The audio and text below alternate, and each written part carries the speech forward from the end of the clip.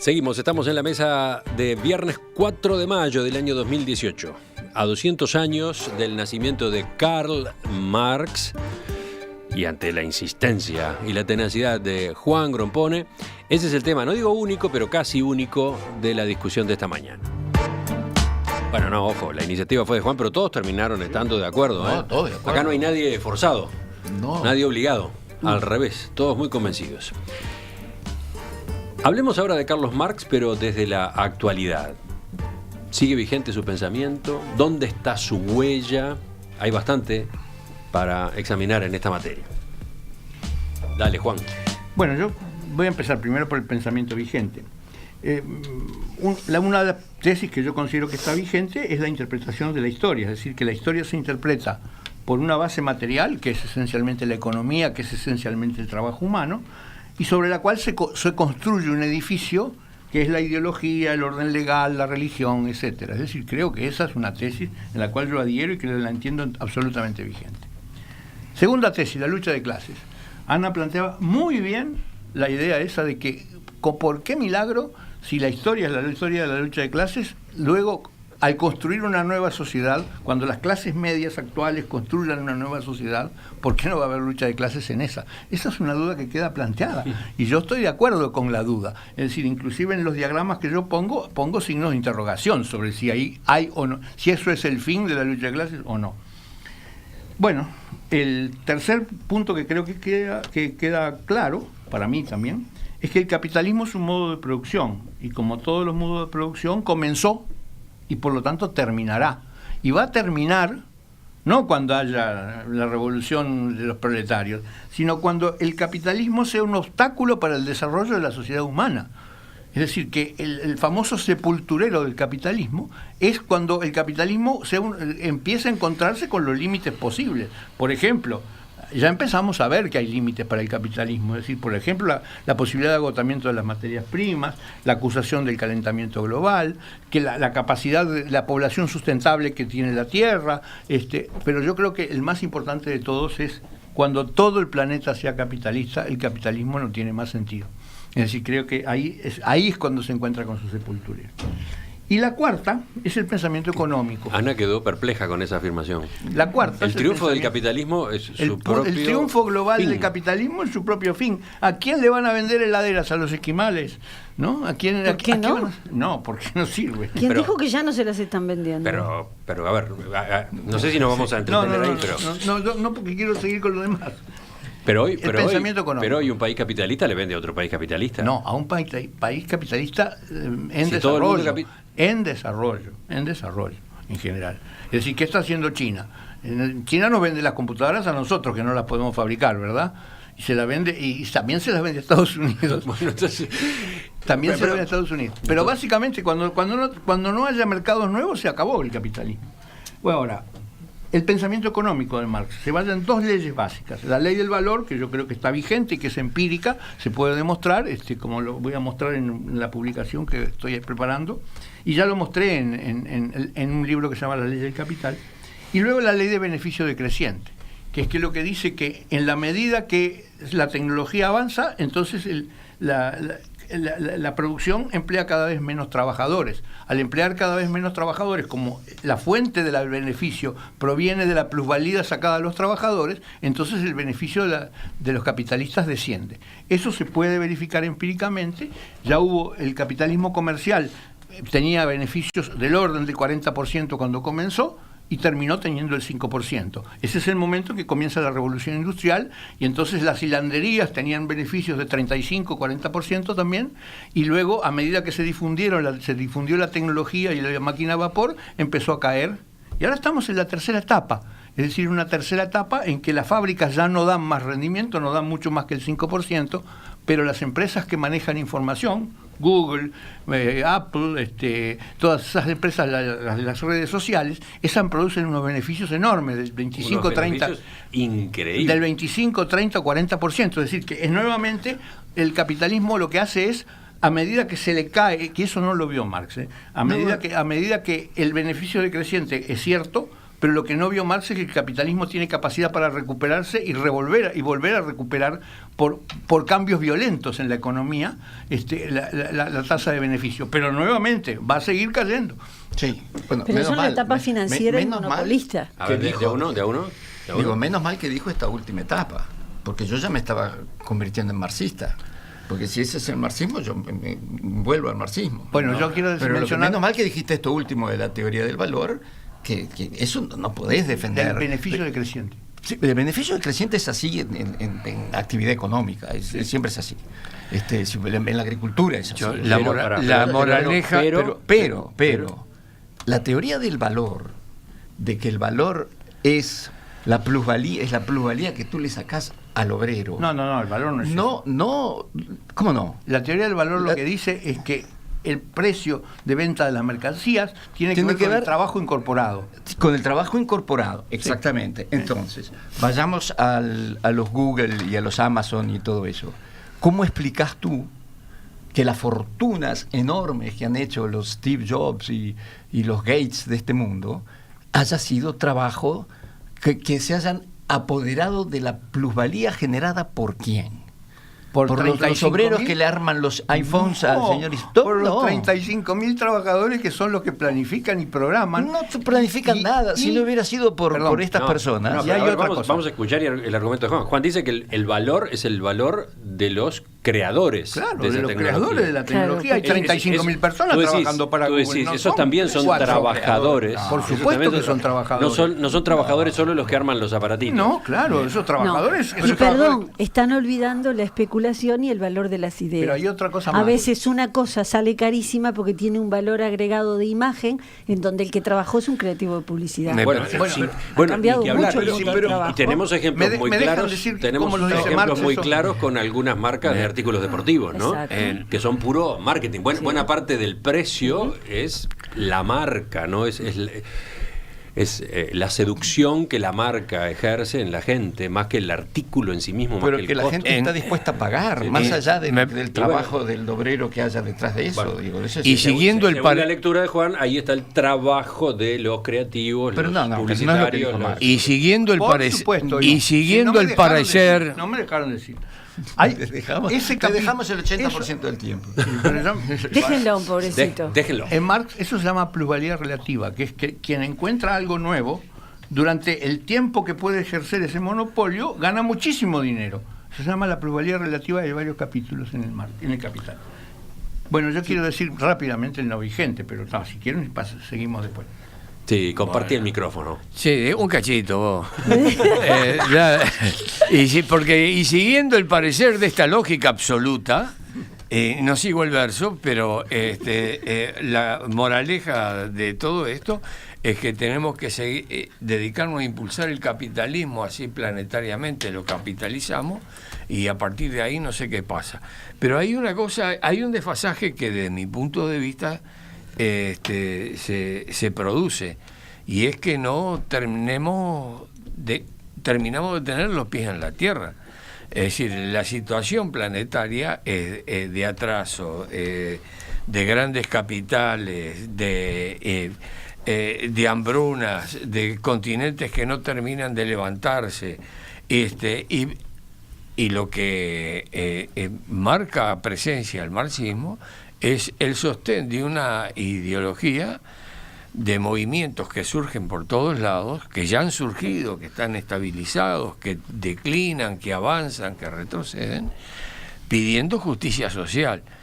Es decir, que esa esencia sigue vigente. Es decir, calcular que va a haber un fin del capitalismo cuando el capitalismo construya todo, eso, digamos, no me sienta. En cambio, sí sienta que haya países y haya movimientos que, tomando las banderas en función de una lucha para que se termine las hambrunas, la desnutrición infantil, que la tierra la tenga el que la trabaja, y toda esa lucha va a seguir siguiendo porque viene de la noche de los tiempos. Y es que el individuo tiene que ajustarse a una realidad donde pueda subsistir él y su familia con la misma dignidad que subsisten los que en este momento son los que podríamos llamar capitalistas, y no trabajar para ellos, para capitalizar el planeta, y de ahí en adelante, claro, no sé qué es lo que vendrá en la próxima novela de Juan. Sí, bueno, no, pero digo, ahí, Russo, tenés que aclarar, como yo dije, en el siglo pasado la mitad del mundo vivía bajo regímenes que eran marxistas-leninistas, donde se murió más gente de hambre en el país fue en China, en la China comunista. Se murieron más de 20 millones de personas de hambre. No cambien la fecha, en la anterior. En la gran marcha de Mao Zedong en China, era un país donde había noticias de hambruna cada 6 meses. Y sale adelante. Mirá lo que termina China hoy. Mirá lo que es. Ahora, la descalificación. Durante el mandato de Mao Zedong se murieron más de 23 millones de personas, de las cuales la mayor parte se murieron de hambre. Entonces, el discurso tuyo, yo estoy de acuerdo. Esa lucha del hombre por terminar con la injusticia social es una lucha que es permanente y va a seguir hasta el fin de los tiempos. Yo lo espero, porque eso es lo que hace mover a la sociedad. Pero digo, tenés que aclarar eso también. Los regímenes que utilizaron el marxismo-leninismo no solucionaron ese problema. Lejos de eso. En cambio, la civilización inglesa que impone el consumo de opio en China, esos te van a abrir un colegio del British. No, eso fue un no me desastre. brome. Pero es decir, China se tiene que rebelar contra los japoneses, contra los ingleses, crear con una cultura maravillosa, milenaria, la más antigua que hay en este momento sobre la Tierra, y termina construyendo y saliendo adelante con todas las dificultades, con todos los cercos después de la guerra. Vos podés estar en desacuerdo que haya un partido único, que querrás un partido independiente, que haya lo que sea, pero no podés decir que China en este momento, que es un punto de equilibrio planetario, porque el potencial de China por lo menos equilibra el potencial belicoso y enajenado de los Estados Unidos. Está bien, ahora eso es otro tema, pero yo lo que me estaba refiriendo es a lo que vos dijiste. El crecimiento de China se dio cuando se convirtieron de vuelta al sistema capitalista, habría que decirlo. Claro. Bueno, esa es una afirmación bien punzante, ¿no? Cuando descubrieron que eran un sistema capitalista y se dejaron de macana. A mí me gustaría decir en qué cosas... Levanta la mano la alumna Ana, le doy con mucho gusto la palabra. ¿En qué cosas encuentro que el marxismo ya no sirve para leer exactamente con su clave? Primero hago un descargo a favor de Marx, y es: yo personalmente soy una agnóstica irredenta y me resisto a cualquier ismo, me resisto a cualquier persona o sistema o institución que se crea ser dueña de la lectura verdadera a propósito de todas las cosas. Entonces, me rechina el marxismo como cualquier otro ismo. La lectura de Marx en términos de lucha de clases es muy buena para explicar lo que pasó, pero no lo va a explicar siempre, sobre todo porque Marx lo ve en clave económica, y la lucha de clases es lucha por apoderarse de recursos, y parece que es una cuestión de dinero, y yo creo que la lucha es en torno al apoderarse del poder, valga la redundancia. La pulsión humana por el poder va más allá del la mera apropiación de bienes materiales. Entonces creo que eso va a seguir existiendo y que no alcanza la simple lectura en clave de clase para eso. Hoy, por ejemplo, toda la lectura del marxismo a propósito de la lucha de clase se complica muchísimo. ¿Cómo lo aplicás? Seguís diciendo obreros, burgueses. ¿Cómo? Cuando vos tenés de pronto una modestísima trabajadora que su cabeza ha sido modificada superestructuralmente y se cree en otro grupo, consume en otro grupo, tiene todo un uso de los valores jerárquicos de otro. ¿Cómo lees? ¿Cómo lees cuando vas al análisis histórico profundo? Ahí Marx se agota. La segunda cosa, la que para mí se agota. No explicó bien lo de las clases, es totalmente de acuerdo.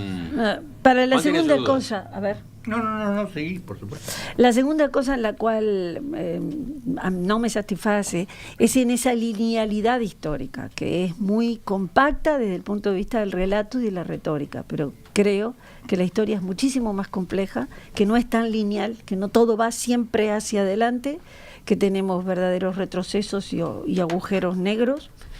Y por último, recordar que la plusvalía fue también generada y apropiada en regímenes que suspendieron el sistema capitalista, como fue durante el largo predominio de la URSS, que es probablemente el ensayo de aplicación marxista más contundente.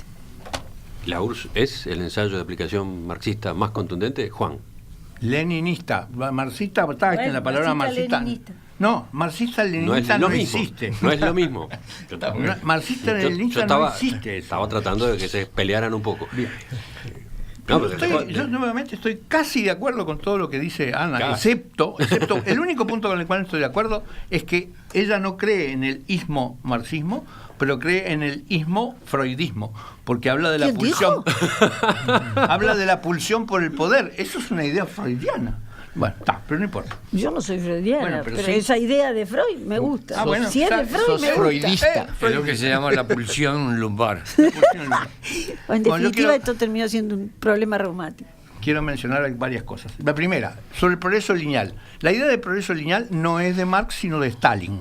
Es decir, Stalin decía, los modos de producción suceden taca, taca, taca, taca, taca. El progreso lineal nunca lo dijo Marx, y Marx, como precisamente pensador La dialéctico... teoría de los estadios es lineal. Juan. No, pero esa teoría de los detalles era el Marx joven. Es Y decir, dale, Marx- pero bueno, uno es joven y luego se arrepiente de alguna cosa, pero fue uno Sí, también. pero no las pero clarificó esas del son las todo. que...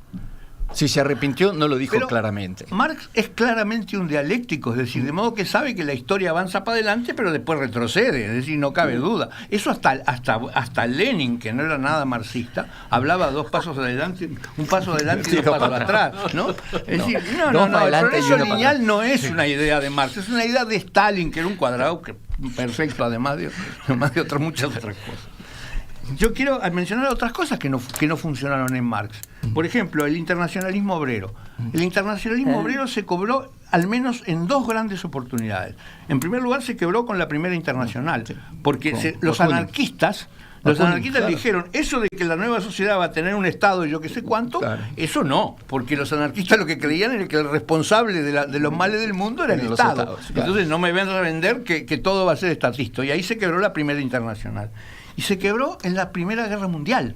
En la Primera Guerra Mundial hubo una gran discusión si los obreros tenían que pelear en la Segunda Guerra Mundial por su patria o tendrían que abstenerse, porque ¿cómo iban a pelear contra otros obreros? Es decir, en definitiva, lo que pelean son obreros, ¿no? Los soldados son obreros. Ahí se quebró definitivamente el internacionalismo. No existe el internacionalismo obrero más allá de ir a hacer un discursito en un acto de un partido obrero a otro, pero nada más. Avísenle en Abdala, creo que no escuchó yo esto. creo que ahí hay un...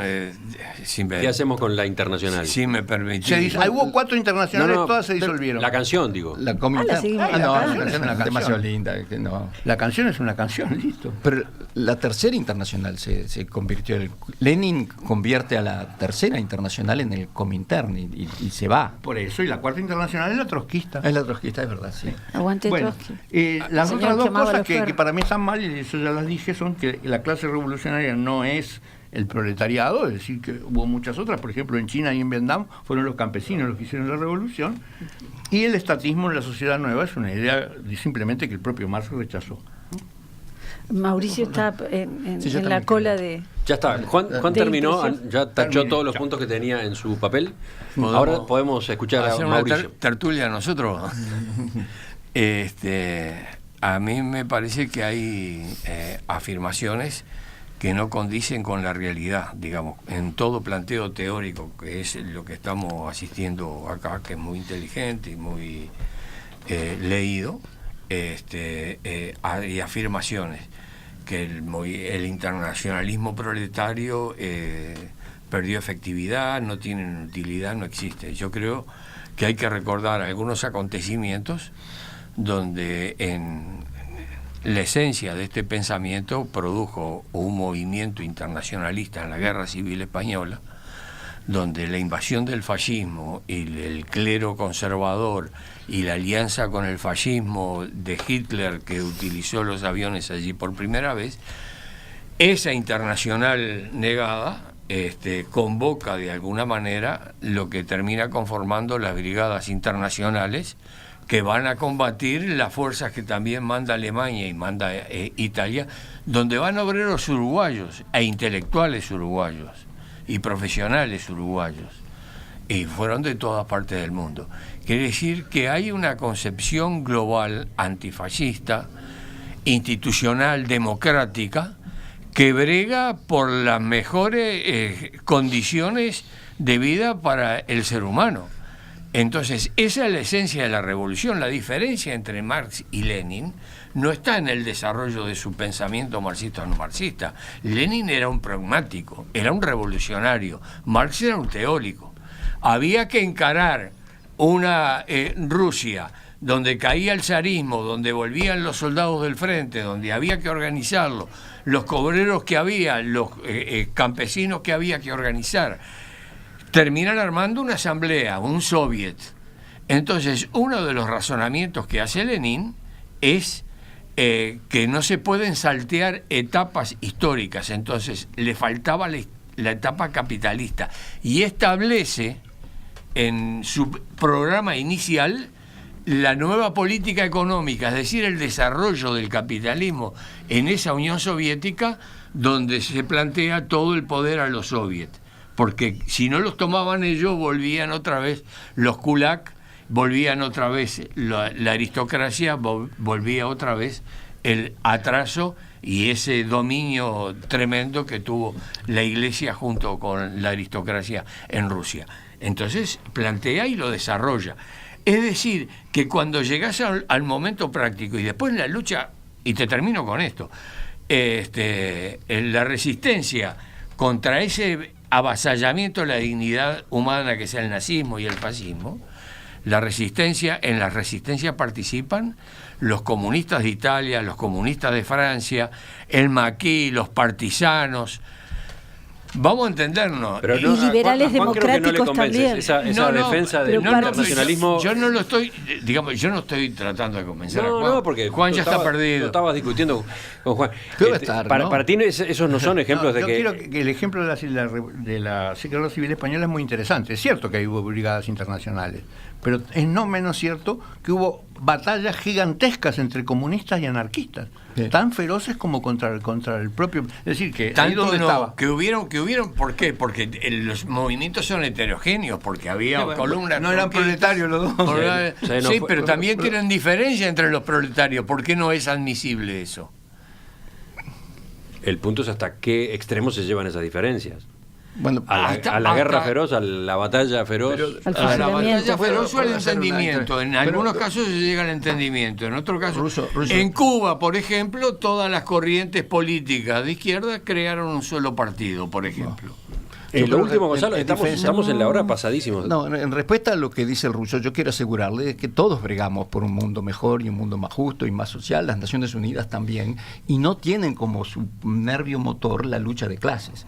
La lucha de clases tiene el problema fundamental de que las clases no están bien definidas. ¿Quiénes son las dos clases que están en lucha? Porque Marx decía que había solo dos clases, lo que es una simplificación tremenda, y que todas las demás categorías de seres humanos estaban en una fase intermedio que borraba las líneas y no hacía clara entre estas dos. No hacía clara la diferencia entre estas dos clases centrales. Y eso no es así. No es así. Y el avance de la humanidad no se da por la lucha entre esas dos clases, porque esas dos clases, lo decía Ana hace un rato, hoy día son mucho más diferenciadas.